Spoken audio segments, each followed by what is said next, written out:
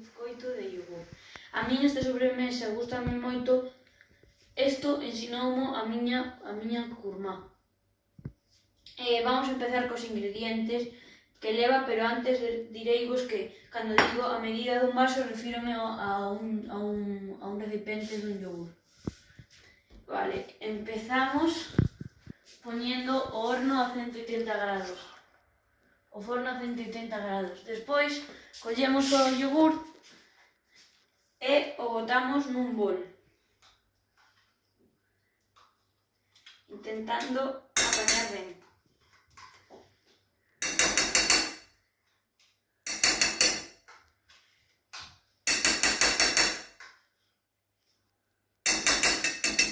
Vale, deixamos, importante, deixar o vaso do yogur porque nos van a servir para outras cousas. Vale. Seguimos con collemos unha levadura, un sobre de levadura royal e a botamos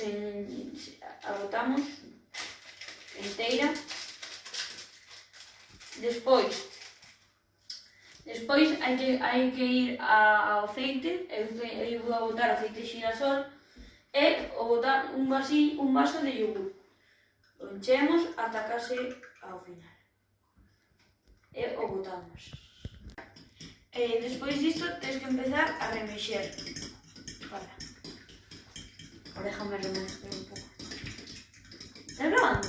Agora toca botar 2 vasos de azúcar. Eu xa botei un de fora de cámaras e hai que remexer primeiro. Eu xa o fixen, pero... Botamos, aproveitalo ben e remexemos. Agora hai que botar 3 vasos de fariña. Eu xa vou polo terceiro. E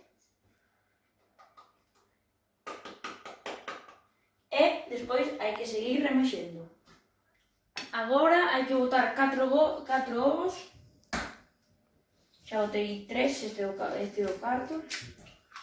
E outra vez a remexer. Agora, unha vez xa remexemos todo, quero hacer unha aclaración. Se queres, en vez de bizcoito de yogur, segues os mesmos pasos que fixen eu, pero despois non o vou a facer porque a mí non me gusta moito, pero botalles unha cucharada de colacao e quedaría de chocolate. Vale, entonces ahora colles o bol, o recipiente, o que ti utilices, e metes nunha bandexa con papel de forno para despois que baixa ao forno. E botas.